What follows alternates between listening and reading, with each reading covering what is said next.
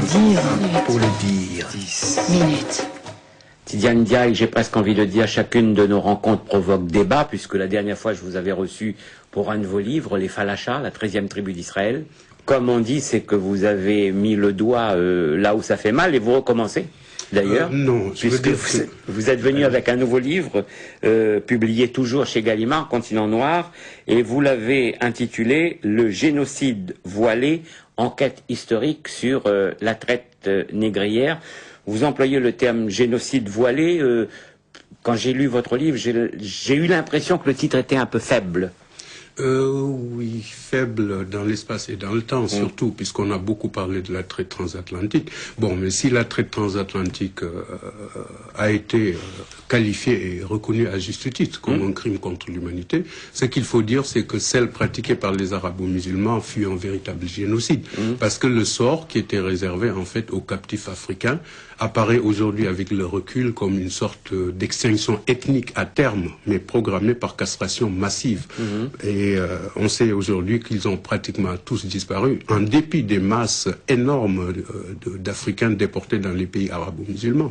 Voilà pourquoi j'ai préféré utiliser le terme de génocide. Parce que si vous avez 17 millions de déportés, et que par la castration massive, vous n'avez qu'une minorité de Noirs qui réussit à survivre en terre d'islam, alors que de l'autre côté, je parle de la traite transatlantique, vous avez aujourd'hui 70 millions d'individus qui sont descendants ou métis d'Africains qui peuplent le continent américain, des États-Unis jusqu'au Brésil, passant par les îles de la Caraïbe, alors que dans les pays arabo-musulmans, on n'en trouve plus trace. Alors vous dites d'ailleurs, qu'il serait grand temps que la génocidaire traite négrière arabo-musulmane soit examinée et versée au débat au même titre que la ponction transatlantique, parce que ça c'est un pan de l'histoire qui est quoi, méconnu, caché volontairement, occulté, qui a été volontairement, c'est sûr, et cette amnésie volontaire de la part des élites noires sur la question peut s'expliquer par le fait que beaucoup de chercheurs ont encore du mal à passer d'une vision mémorielle, affective de cette histoire, évidemment pour des questions de solidarité religieuse, c'est évident,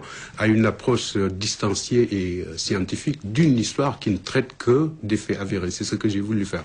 Alors personnellement, j'ai dû croiser des variables comme les témoignages directs d'explorateurs comme Livingstone, comme Stanley ou Monseigneur Lavigerie, sans oublier aussi les témoignages directs des marchands arabes qui opéraient à partir des centres de fabrication d'eunuques. Et j'ai dû croiser toutes ces variables avec des travaux beaucoup plus récents d'un historien américain que vous connaissez bien, mon confrère Ralph Austin.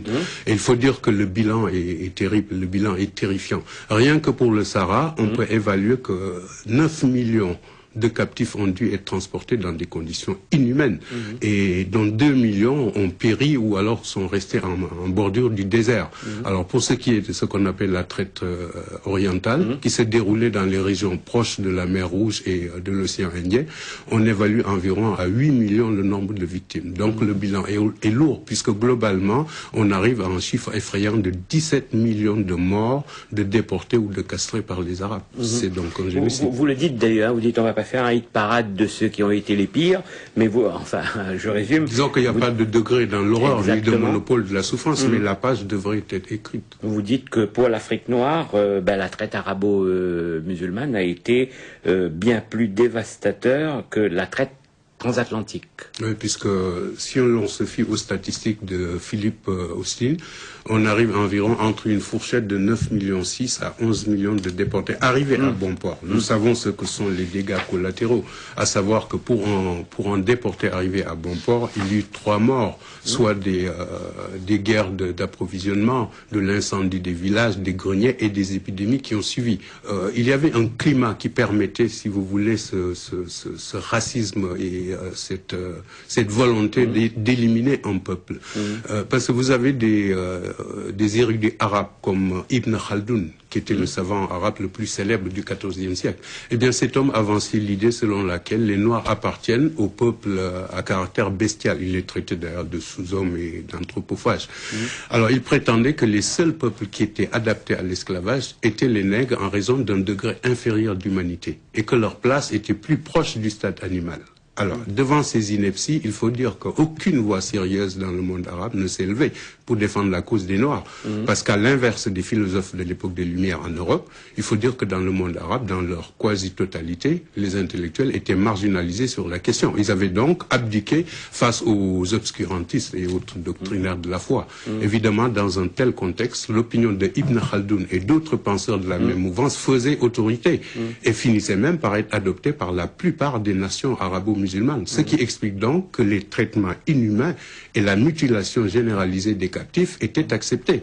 Et ce qui explique aujourd'hui que le résultat est qu'ils ont disparu en Turquie, en Iran, au Yémen, et j'ai pu vérifier qu'on en trouvait très peu en Arabie Saoudite et en Afrique du Nord. Et on voit aujourd'hui encore ce génocide, il faut surtout ne pas trop en parler, et surtout il ne faut pas choquer le monde musulman.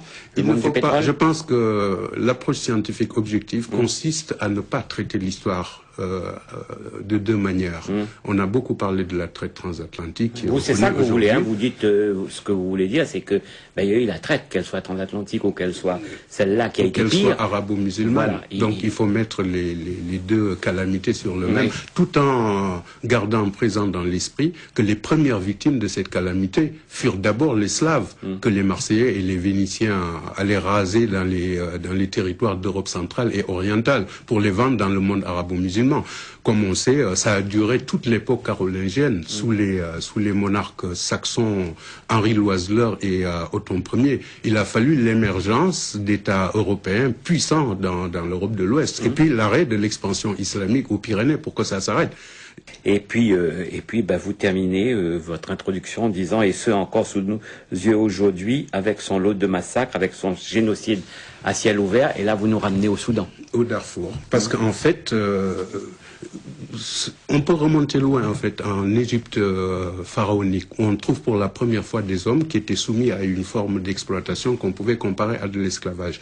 Parce que après les Hébreux, il faut se souvenir que les Égyptiens avaient aussi réduit en servitude de nombreux peuples voisins qui étaient originaires d'Éthiopie ou des régions soudano-nubiennes, comme le Darfour.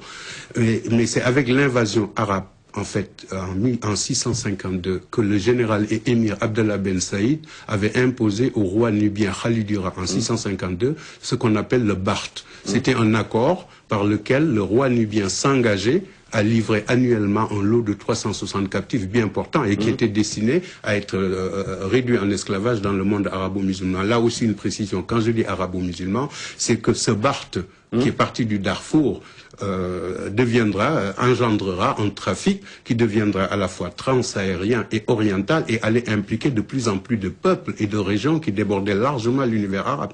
Les négriers qui ont trempé étaient des Maghrébins, ils étaient des Turcs sous l'Empire ottoman ou des Iraniens. On a même trouvé des milliers de ces captifs vendus par les Arabes jusqu'en Inde, puisque le roi du Bengale en possédait près de 8000 au milieu du XVe siècle. Et comme le seul point commun entre tous ces peuples négriers était la religion, je ne peux pas ne pas employer le vocable d'arabo-musulman, mais tout cela était parti du Darfour, et aujourd'hui on en revient au Darfour. Eh bien, une chose qui vous paraîtra tellement absurde aux historiens futurs, c'est qu'au Darfour, sous nos yeux, en 2008, eh bien, on continue ce nettoyage ethnique et les instances internationales palabrent sur des questions de procédure. Merci Tidiane Ndiaye. Je rappelle que ce n'est pas un roman, c'est une enquête historique. Ça s'appelle Le génocide voilé. C'est publié chez Gallimard, Continent Noir. Et c'est un livre qui va faire débat, ça j'en suis certain. Merci beaucoup. Merci.